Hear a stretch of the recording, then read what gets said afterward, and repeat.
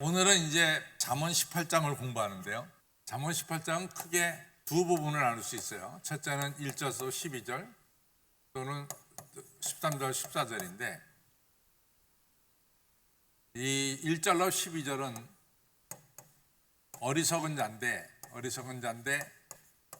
이 사람은 반사회적인 이런 경향이 있습니다. 그 다음에 이 지혜로운 자가 나오는데 지혜로운 자가 지식을 획득하는 것에 대해서 나오고 있습니다. 그래서 크게 잠언 18장은 1절로 12절, 13절로 24절 이렇게 나눌 수 있습니다. 24절. 이제 사실은 이 잠언 18장을 살펴보면은 명확하게 구분하기가 좀 어려워요. 좀 섞여 있어요. 왔다 갔다. 그러나 크게 가른다면은 이렇게 가를 수 있다. 이렇게 이해를 하시면 되겠습니다. 잠언 18장은 명확하게 가리기가 어렵다. 그러나 크게 가른다면 1절로도 12절, 두 번째는 13절로부터 24절 이렇게 가를 수가 있다. 그래서 여러분들 읽으시다가 뭐 겹치는 부분이 있고 좀 섞이는 부분이 있다. 그것은 당연합니다.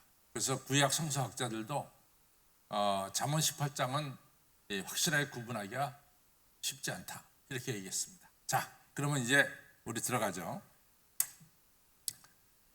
우리가 이 1절로부터 이제 좀 보겠습니다. 첫째, 무리에게서 스스로 나뉘는 자는 자기 소욕을 따르는 자라. 온갖 참 지혜를 배척하는 이야. 여기서 무리에게서 스스로 나뉘는 자는 다른 말로 말해서 친구들과도 분리하고 가족들과도 분리하고 그리고 자기 혼자 살아가는 사람, 그러니까 반사회적인 성향을 지닌 사람입니다. 사람과 교제하지 않고 혼자 따로 지내는 사람, 이런 사람을 무리에게서 스스로 나뉘는 자, 자기 스스로를 격리시키는 자는 자기 소욕, 자기 욕심대로만 사는 것이고 온갖 세상적인 지혜를 배척하는 자다. 이렇게 말하고 있습니다. 또 두 번째로 미련한 자는 명철을 기뻐하지 아니하고 자기의 의사만을 드러내기를 기뻐하니라. 이서 2절의 특징은 자기 고집을 펼치는 자를 가리킵니다. 남의 얘기를 전혀 듣지 않고 자기 이야기만을 고집하는 사람, 이걸 갖다가 오늘 표현한 것은 미련한 자는 명철을 기뻐하지 아니하고 자기 의사, 자기의 의견만 고집하는 것을 기뻐하느니라. 첫 번째 1절은 반사회적인 사람, 사람과 전혀 어울리지 않고 이제 자기 혼자 살아가는 사람, 또 두 번째도 자기 고집만 내세우는 사람, 좀 공통성이 있어요. 그래서 3절로 넘어가면 이 두 사람을 가리켜서 뭐라고 말하느냐, 이런 사람들을 갖다가 악한 자다. 자기 고집만 내세우고 전혀 사회와 관계없이 지내는 사람들, 이런 악한 자입니다. 이 악한 자가 이럴 때에는 그 악한 자에게는 멸시도 따라오고 부끄러운 것이 일 때는 능력도 함께 오느니라. 악한 자는 이같이 멸시와 능력을 결국에는 받게 돼 있다. 이런 얘기입니다. 그래서 여러분과 저는 하나님께서 여러분과 저를 이 세상에 빛과 소금으로 보냈어요. 그래서 기독교와 이 여타 종교와 다른 것은 특별히 기독교는 이 사회 한복판에서 우리의 그리스도의 빛과 진리를 증거하는 것이 교회입니다. 그래서 교회는 저 먼 산 위에 동떨어져 있는 것이 교회가 아니라 교회는 이 사회 한복판에서 빛과 소금의 직분을 감당해내야 돼요. 또 동시에 여러분과 저는 내 의견만 고집하는 것이 아니라 다른 사람의 의견도 청취하고, 그래서 우리는 정말로 진리가 발견되면은 우리는 내 의견도 스스로 버릴 줄 아는 이러한 사람이 되어야 될 줄로 믿습니다.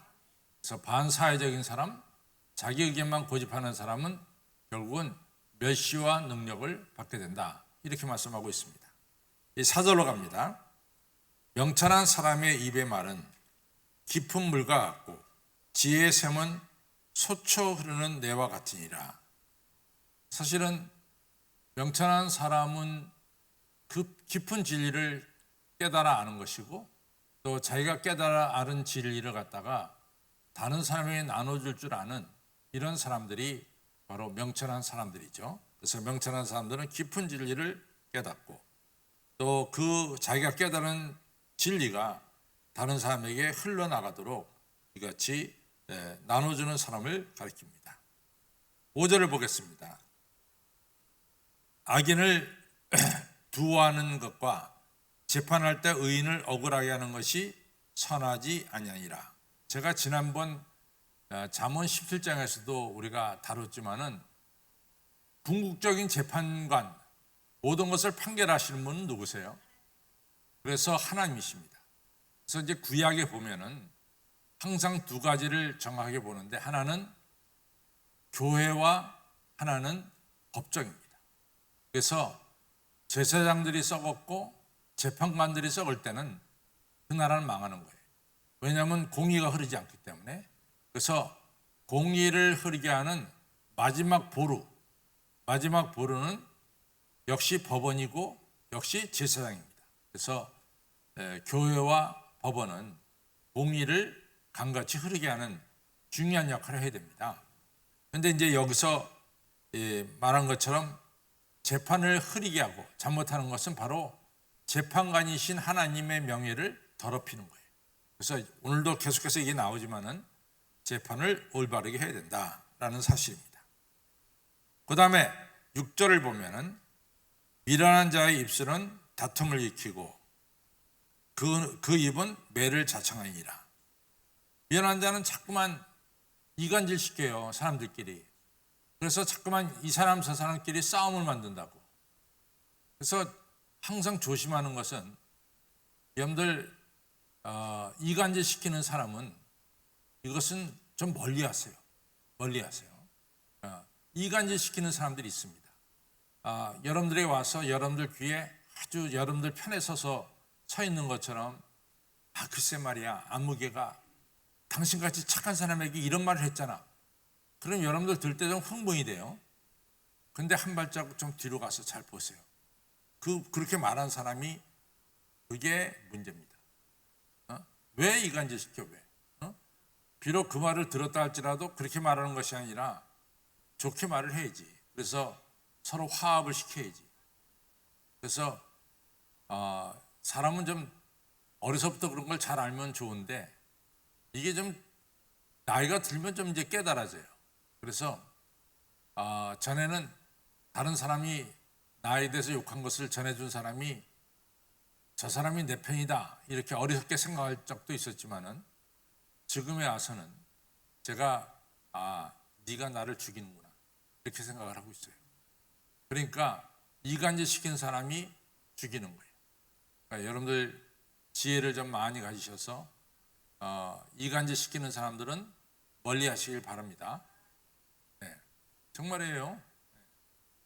저보다도 연세 드신 분이 더 있겠지만은 그래도 한 70을 살아보니까 깨닫는 지혜 중에 하나입니다. 그래서 여러분들 꼭 이간질 시키는 사람들은 멀리 하시길 바랍니다. 그 다음에 7절에 보면은 미련한 자의 입은 그의 멸망이 되고 그 입술은 그의 영혼의 그물이니라. 미련한 자가 자꾸만 남을 욕하고 그러잖아요. 비방하고. 그것이 결국은 멸망이 되고 그가 말한 그것이 바로 자기에게 되돌아온다는 거예요. 자기가 남에게 악하고 이같이 잘못된 말을 한 것이 그대로 자기에게 되돌아와서 자기의 올무가 된다라고 하는 사실입니다. 그래서 우리는 남에 대해서 절대로 악한 말을 해서는 안 됩니다. 그 다음에 8절 보겠습니다. 이 8절 남의 말하기를 좋아하는 자의 말은 벼식과 같아서 남의 말을 하기를 좋아하는 사람들이 있어요. 뭐 아무개는 이렇다, 아무개는 저렇다, 뭐 이렇게 남의 말 하기를 좋아하는 사람이 있습니다. 그러나 그 말 때문에 그 사실은 그 사람의 입에서 나오는 그 말 때문에 그 자신, 남의 말하는 사람이 아니라 남의 말하는 사람이 말하는 그 사람 이 깊은 뱃속에, 깊은 속에 상처를 준다는 얘기. 여러분들이 쉽게 남의 말 하지만은 그 남의 말이 그 본인의 말을 이제 잠깐만 어떤 사람이 막 하대잖아요. 근데 그 말을 이렇게 듣게 되면은 결국은 그 사람에게서 깊은 상처, 뱃속같이 이 스며드는 상처를 받게 된다는 이런 얘기입니다. 그래서 여러분들 쉽게 남의 말 하지 마세요. 왜 쉽게 남의 말 합니까? 하고 싶으면 자기 말 하세요. 자기 말. 남의 말 하지 마시고. 넘어갑니다. 또 9절, 자기의 일을 게을리 하는 자는 패가 망신하는 자의 형제니라. 자기의 일을 성실하게 해야 돼요. 자기의 일을 하지 않고 자꾸마냥 게을리 하는 자는 패가 망신하는 거죠. 그래서 그 유대인들에게 있어서 유대인들이 이제 중요한 것은 유대인들이 부자가 되는 것이 하나님의 축복이에요. 근데 부자가 되려고 그러면은 일확천금을 해서는 안 돼요. 부자가 되려면은 이제 열심히 일해야 됩니다. 그래서 성경에서 말하는 것은 게으른 자는 먹지도 말라 그랬어요. 먹지도. 게으른 자는 밥을 먹지도 말아라. 그러니까 게으른 자는 아주 잘못된 겁니다. 그래서 여러분들 마태복음 25장에 나오는 달란트에 비해도 1달란트, 2달란트, 5달란트 받았잖아요. 1달란트는 그냥 땅속에 숨겨뒀다고요. 근데 2달란트, 5달란트는 열심히 가서 일했죠. 1달란트, 악하고 게으른 종아, 넌 바깥 없는 데서 내어 쫓겨 슬피 울며 이를 갈미 있으리라. 이렇게 심판하시잖아요. 여러분과 저는 맡겨진 일에, 자기 일에 충실을 다해야 될 줄로 믿습니다. 자기 일을 게을리한 자는 성경에 뭐라고 말했어요? 패가 망신하는 자다. 패가 하는 자다. 이렇게 얘기하고 있습니다. 자, 10절 보겠습니다. 여호와의 이름은 견고한 망대라 의인은 그리로 달려가서 안전함을 얻느니라. 그러니까 우리가 살다 보면은 아시다시피 위기가 있고 어려울 때 있잖아요. 그때 여호와의 이름을 찾으면은 여호와의 이름은 우리를 지켜주는 견고한 망대가 되는 것입니다. 그래서 여러분과 저가 어렵고 힘들고 위험할 때 누구의 이름을 불러야 됩니까? 여호와의 이름을 불러야 될 줄로 믿습니다. 우리의 피할 바위와 방패가 되시는 분은 여호와 한 분밖에는 없습니다. 힘들고 어려울 때 여호와께 꼭 피하는 지혜로운 사람이 되시기를 바랍니다. 그 다음 절을 이제 잘 봐야 되는데, 그 다음 절은 이제 부자에 대한 이야기예요. 부자의 재물은 그의 견고한 성이라 그가 높은 성벽같이 여기느니라. 그러니까 10절 11절을 이제 연결해서 봐야 되는데, 부자들은 자기 재물이 자기를 보호해 줄 거로 생각합니다. 근데 실제로 그렇지 않다는 거예요. 우리를 보호해 주는 것은 재물이 아니라 뭡니까? 여호와의 이름이다. 그래서 요 10절 11절은 같이 묶어서 읽어야 됩니다. 같이 묶어서 한 절 한 절 따로 읽는 것이 아니라 묶어서 읽어야 됩니다. 부자는 재물이 자기를 보호해 줄 줄 알지만은 그렇지 않다는 거죠. 정말로 우리를 보호해 주는 것은 여호와의 이름이다 라는 얘기입니다. 여러분들 아마도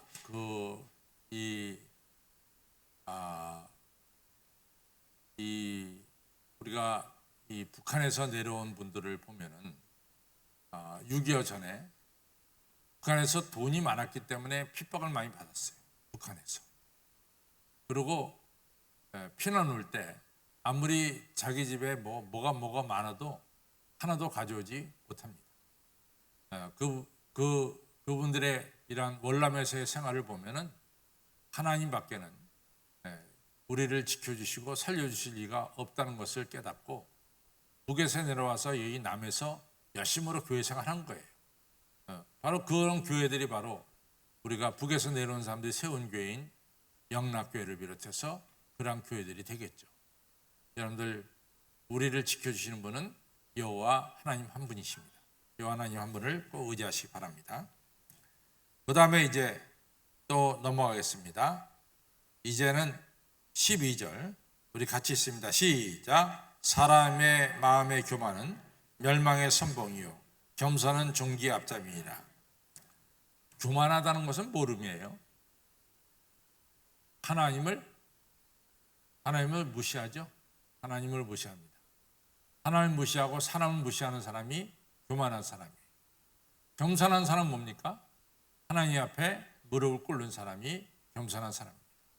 그래서 여러분과 저는 교만은 패망의 선봉이고 거만한 사람은 넘어짐의 앞잡이입니다. 오늘 12절은 똑같은 얘기로 사람의 마음의 교만은 멸망의 선봉이고 겸손은 존귀한 사람이 되는 앞잡이가 되느니라. 그 다음에 이제 13절부터 이 24절은 지혜로운 사람들이 어떻게 지식을 얻느냐, 그것의 주제죠. 13절 사연을 듣기 전에 대답하는 자는 미련하여 욕을 당하니라. 이 얘기는 우리가 쉽게 말하면 어떤 얘기일까요? 말을 끊는 사람이에요. 말을 끊는 사람. 그러니까 김명자 권사님하고 저거 말을 하잖아요. 김 권사님이 자꾸만 얘기하는데 내가 그 말에 끼어들어서 말을 끊어버려. 바로 그런 걸 가르치는 거예요. 남의 말 듣지 않고 남의 말 하는 거를 끊어버리는 자, 그리고 자기 말을 하는 자, 이걸 갖다가 오늘 13절에서는 뭐라고 말하냐면은 상대방의 사연을 듣기 전에 대답하는 자는 미련한 자가 되고 욕을 당하느니라. 남의 말 할 때 남의 말 끊지 마세요. 남의 말 끊지 말고 남의 말을 잘 들으시는 이러한 사람들이 되시기를 바랍니다. 14절 건강한 사람의 심령은 그 병을 능히 이기려니와 심령이 병들면은 그것을 누가 일으키겠느냐, 이런 얘기입니다. 우리가 건강한 심령이 될 때 우리의 병도 이길 수가 있습니다. 그런데 그렇지 않을 때는 여기서 상한 심령이 되면은 정말로 자기가 병에 걸리고 그러죠. 그래서 이제 사실은 여러분이나 저나 살아가면서 피할 수 없는 게 이제 스트레스인데 저를 보면요, 제가 이제 가지고 있는 약점이 당뇨 아닙니까? 당뇨인데 제가 스트레스를 받으면 당뇨가 막 뛰어요, 당이. 근데 이게 스트레스가 없으면 그래도 당이 떨어져요. 그거 아주 신기하게 이 당 치수와 스트레스가 같이 가더라고요. 그래서 스트레스가 높아지면은 막 당이 올라가고, 또 스트레스가 없으면은 그래도 당 치수가 내려가고 그래요. 그래서 이 성경 말씀이 얼마나 확실한 말씀인지 모릅니다. 이같이 건강한 심령은 자기 병을 이기고 상한 심령은 자기 병을 고칠 수가 없어요. 그래서 여러분들 스트레스를 좀 벗어나야 되는데, 스트레스를 벗어나는 일은 제가 추수감사절날 설교한 것을 꼭 기억하시기 바랍니다. 추수감사절날 제가 사도 바울이 나는 어떤 처지에 처하든지 자족하는 일체의 비결을 배웠다, 그렇게 얘기를 해요. 그래서 사도 바울이 중요한 말씀을 했는데, 첫째는 변하는 세상에다가 자기 뿌리를 심지 않는 거예요. 절대로 변하는 세상에다가 뿌리를 심지 마십시오. 어떤 사람은 나는 나를 믿는데 어떻게 나를 믿어요? 여러분과 저가 이같이 10년 전하고 지금도 다르고 20년 전하고 지금은 더 다른데 이렇게 변화하는 나를 어떻게 믿겠어요? 그러니까 자기에게 뿌리를 두는 자는 아닙니다. 누구의 뿌리를 둬야 됩니까? 어제나 오늘이나 영원토록 변함없으신 우리 하나님께 우리의 삶의 뿌리를 둬야 될 줄로 믿습니다. 또 언제나 기억하세요. 하나님은 여러분과 저를 이 시간도 돌보시고 계시다. 들의 백합화도 돌보시고 하늘에 나는 까마귀도 돌보시는데 하물며 여러분과 저를 돌보지 않으랴. 나를 돌보시는 하나님을 꼭 기억하십시오. 그다음에 항상 지내고 보면은 지금은 실타래처럼 엉클어진 것 같이 이게 왜 이렇게 돼? 뭐 이렇게 현재를 실망할 때가 있어요. 근데 시간을 지나고 보면은 하나님을 사랑하는 자, 그 뜻대로 입은 자들에게는 모든 것이 합력하여 선을 이루니라 그래요. 그래서 어느 교인이 저를 찾아와서 질문해요. 목사님, 제가 어느 것을 A라고 하는 것과 B라고 하는 것을 두고 자기가 결정을 지으려고 지금 기도하는데 아무리 기도를 해도 이게 하나님이 A를 하는지 B를 하는지 가르쳐주지 않는 것 같아요. 그래서 이런 경우에는 목사님은 어떻게 하십니까? 그래요. 근데 이제 저는 A하고 B가 있다면은 첫째 A를 선택할 때 마음이 불편하고 B를 선택할 때 마음이 편하잖아요. 그럼 B를 선택해요. 그것이 이제 손해나고 이익나고를 떠나서 마음이 편한 쪽으로 선택합니다. 근데 어쨌든 간에 나는 우리 성도님께서 A를 선택하든 B를 선택하든 하나님께서 이 성도님을 사랑하기 때문에 모든 것이 합력하여 선을 이룬다. 이렇게 제가 대답했습니다. 우리가 때로는 A와 B 어느 걸 선택해야 되나 뭐 이렇게 망설일 때가 많이 있어요. 그러나 확실하지 않아서 A를 선택할 수도 있고 B를 선택할 수도 있어요. 뭐 확실하다면은 그 길을 가야 되겠지. 그러나 어떨 때는 그 길이 모르겠어. 자세히 이것도 바른 길 같고 저것도 바른 길 같고. 그래서 결국은 선택할 수밖에 없는 시점에 와서 선택을 하게 됩니다.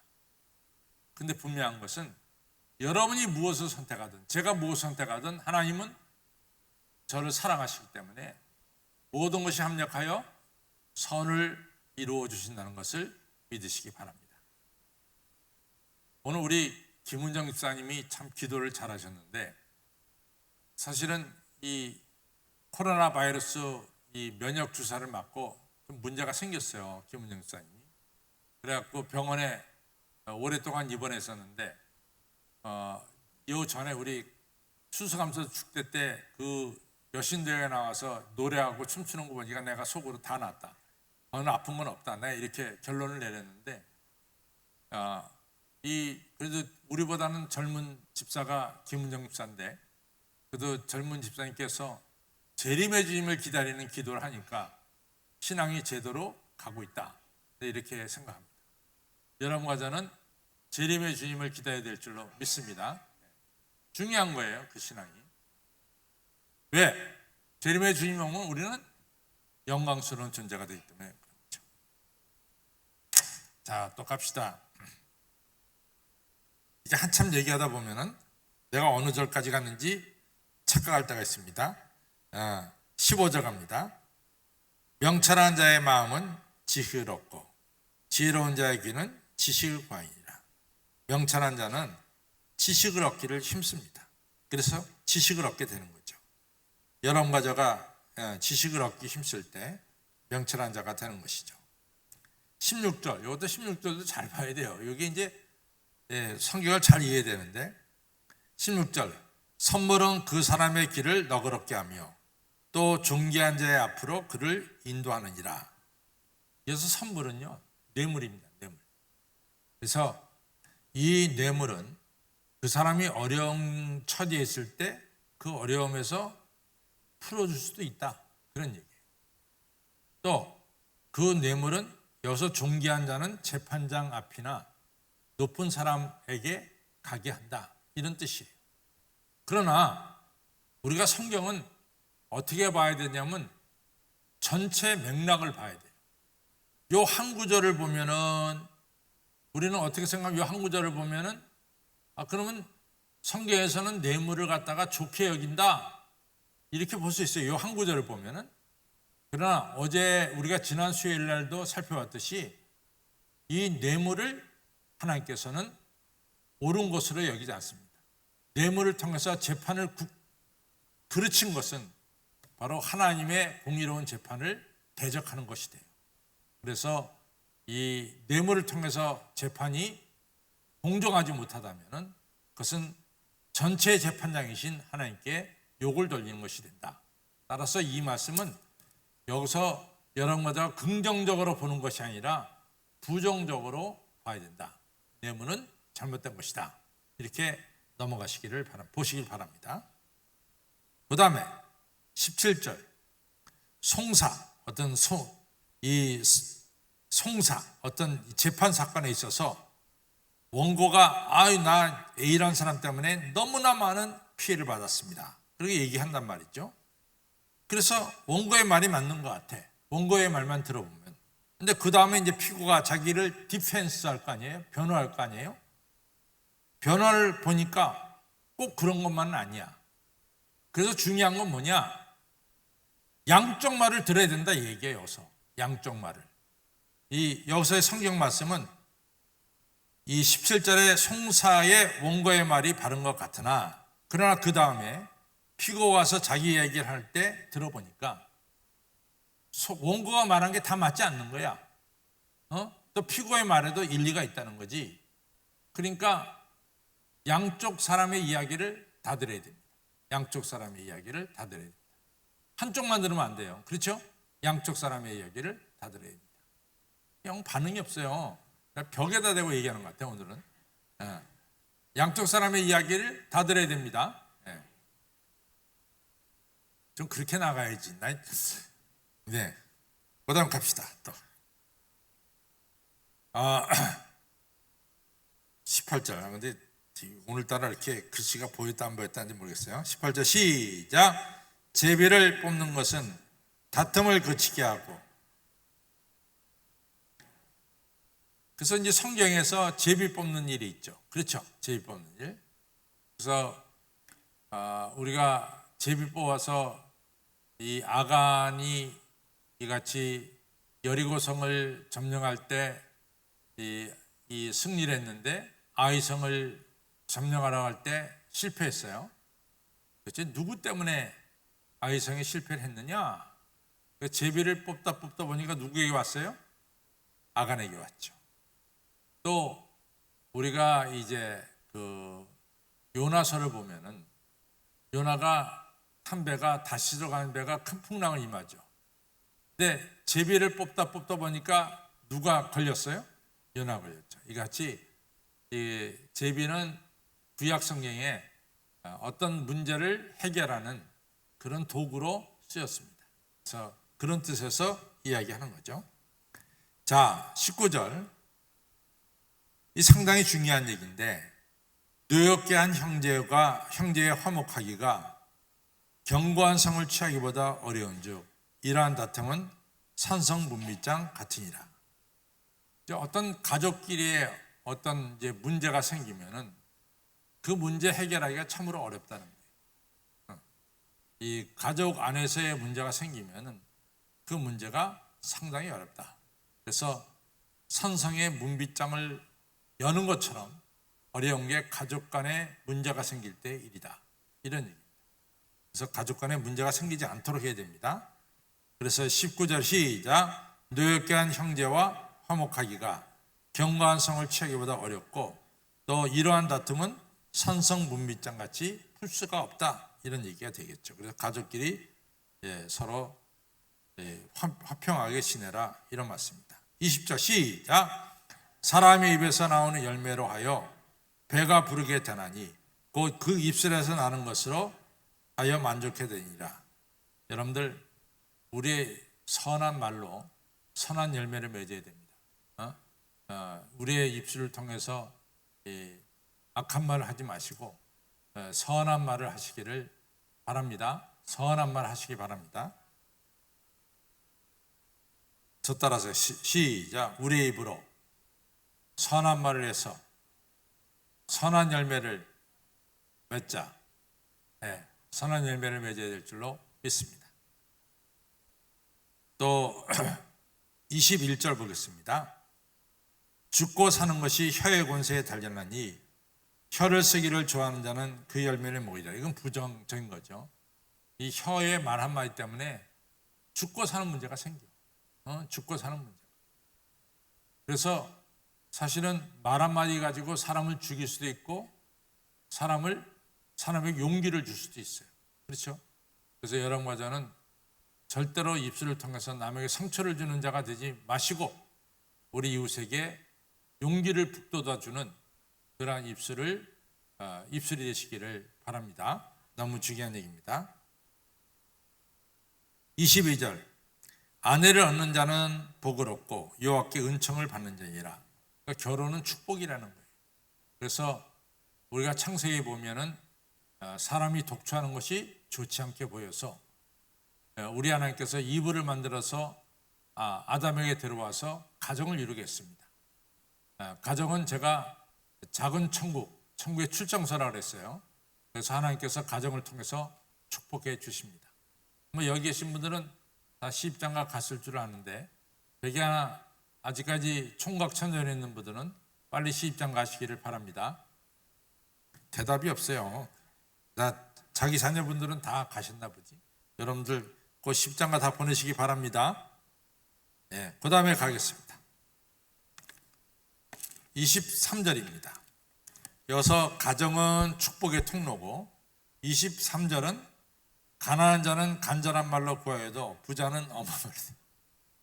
가난한 자가요 정말 어려워가지고 부자 앞에 가서 좀 애청하는 거야. 나를 좀 살려달라고.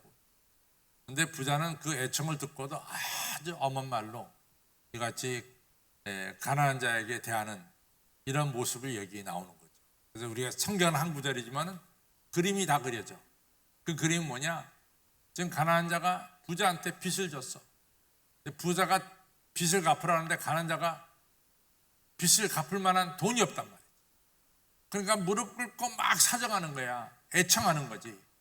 내가 사정이 이래 해가지고 빚을 못 갚았습니다. 좀 기다려 주십시오. 그때 부자는 아주 엄한 말로 안 된다 뭐 이럴 수도 있고 말이죠. 한 달을 내가 기다려 주마. 절대로 그 가난한 자의 사정을 이해하지 않습니다. 그래 사정이 참 어렵겠구나. 그럼 같이 그런 게 아니라 그냥 엄한 말로 이렇게 한다 이거죠. 그것을 말합니다. 그 다음에 마지막 절 갑니다. 마지막 절 우리 가겠어요. 시작. 많은 친구를 얻는 자는 해를 당하게 되거니와 어떤 친구는 형제보다 친밀하니라. 이거의 결론은 뭐냐? 친구가 많은 것이 중요한 것이 아니라 그렇지 진실한 친구가 있느냐가 중요하다 그 말이에요. 이 24절의 이 중요한 의미는 친구가 많은 게 중요한 게 아니라 정말 진실한 친구가 있느냐 이게 중요하다 이런 말씀입니다. 친구가 많다고 자랑하다가 친구 중에 하나 때문에 크게 고통받는 사람이 있어요. 그러나 친구가 많지 않지만은 진실한 친구 몇 명이 있다면 우리가 어려울 때 그 친구가 우리를 도와준다 이런 얘기입니다. 자 이제 결론으로 갑니다.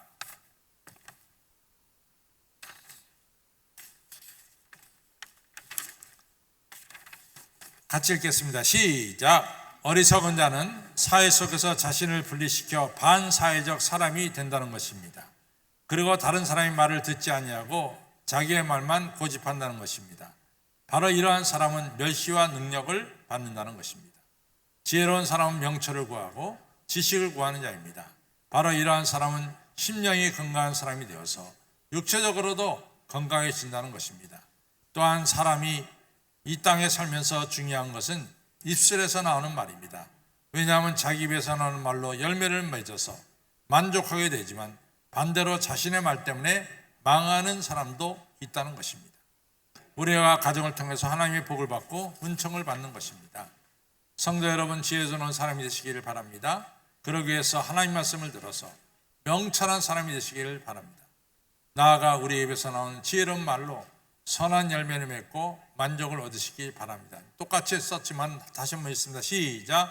성도 여러분, 지혜로운 자가 되기 위해서 명철과 지식을 구하는 자가 되시기 바랍니다. 또한 지혜로운 말을 해서 선한 열매를 맺으시기 바랍니다.